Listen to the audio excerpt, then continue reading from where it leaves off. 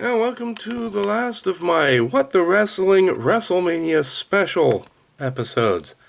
For this one, for Wrestlemania Night 2. And, well, let's just get into it with the first match. First up, opening the show, we had Omos versus Brock Lesnar.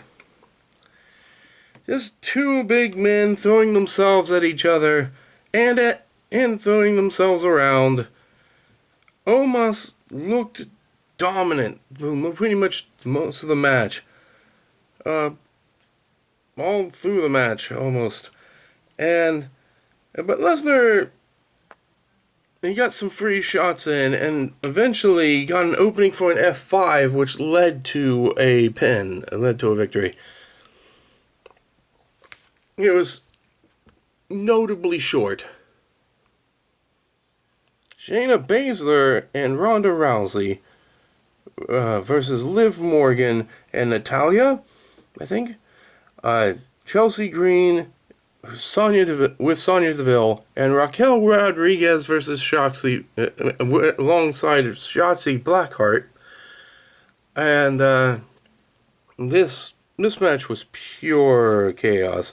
A big 4-team showcase, and as I had close calls, he had a chance to have everybody shine, at least for a little bit, but eventually Ronda got a submission victory and showed their team should probably be next in line, canonically, the whole storyline thing. Well, next up, we had a triple threat for the Intercontinental Championship as Drew McIntyre, Sheamus, and Gunther competed together in a triple threat, commentated by Titus O'Neil. Real deal Titus O'Neil. It was another big match with big men. Heavy hitting. It did last longer than Brock and Omos, notably. All three exchanged tough shots and near pinfalls. Eventually, opportunity and brutality combined to allow Gunther to retain his title. Asuka, in the fourth match, Asuka and Bianca Belair went up against each other in the Raw Women's title match. Asuka had dancers or like kabuki stuff going on during her entrance, and Bianca brought out a charity. It's like some girls from this charitable organization. And so, it's a real big face thing.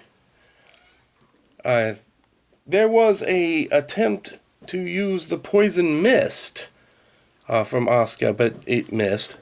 The mist missed. And it was a tight submission struggle with both.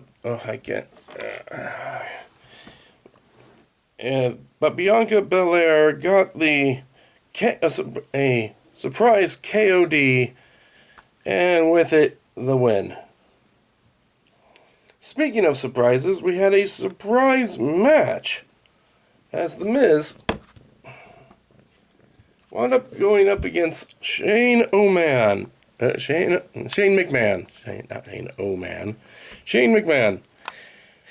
It was another surprise match set up by Snoop Dogg. Miz got a surprise win when Shane kind of just collapsed out of nowhere after being supposedly hurt, and that just wasn't good enough for Snoop.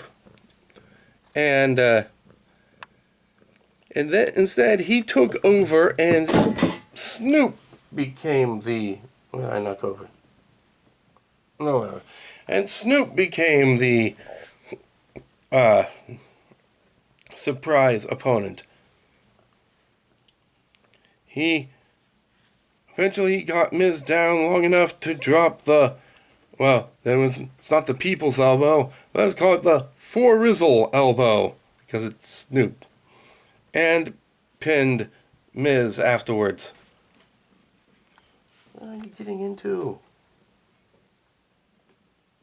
The cat's doing stuff. I started this and then I found that she was in the room. Oh well. Next up we had Finn Balor versus Edge in Hell in a Cell.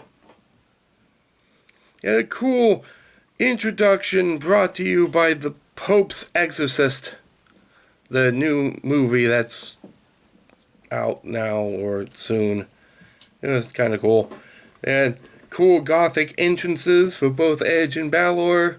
More Edge than anything, but they were both neat. Hell in a Cell matches are always brutal and insane, and this was no exception.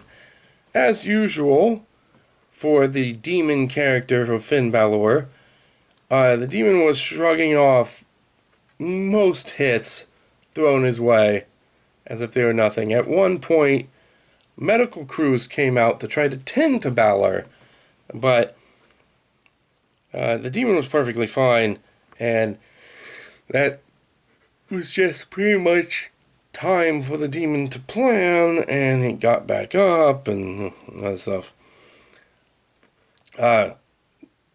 Delivered an execution from the top of a ladder, and Balor still kicked out. But eventually, after a concerto, Edge finally got the win. Finally, on to the main event for the WWE Universal Championship. Roman Reigns versus Cody Rhodes, the Tribal Chief versus the American Nightmare. The suspense was killing me. Would Roman Reigns lose the title to Cody Rhodes? On the way to the ring, Cody gave his weight belt to John Huber's son. In WWE, we would have known him as Luke Harper? Anyway, but in AEW, we know John Huber's son as the Dark Order's -1. And that was interesting. That was fun. A full piano orchestra played Roman Reigns' entrance to have him come out this time. It was kind of neat. And, wow. This, it's like we had power bombs, we had near countouts, we had shady doings with other people.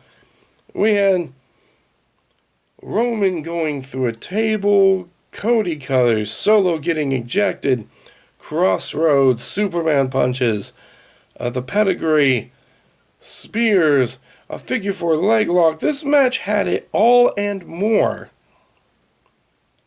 The ref got KO'd at one point, and it was then that the Usos interfered. But eventually, after a couple of shots, so did KO-Zania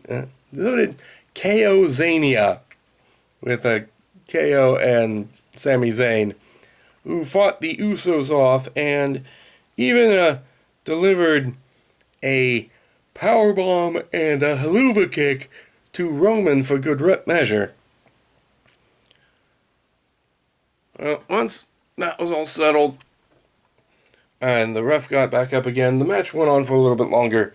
And then Paul Heyman got on the edge of the ropes to distract the ref so that Solo Sikoa, who was ejected earlier, came back through the audience in a hoodie,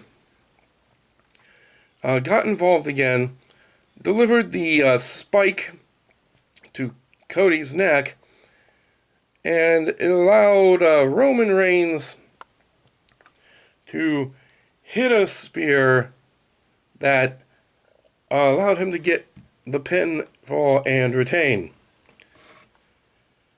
I'm torn whether or not that was the right booking decision, but that's how it is. Yeah, I have no control over it. It felt almost like a waste considering the huge build-up we had. I'm saying it better go somewhere, or else this is going to possibly turn into a Lex Luger situation. Now you build up like that and Cody didn't win. I don't know, this feels wrong. But maybe it is for the better good that he didn't win at Mania. And in fact will win later. But that's all I have for my notes here. And so WrestleMania was fun. It was something. And I'm really thankful for everyone's patience and allowing me to be able to do this thing here. This was very ambitious. I am very tired. And 3 videos in basically 3 days in a row. Yeah. But I was happy to do it. It was work, but not too much work, I guess. And maybe I'll do this next year. Whew.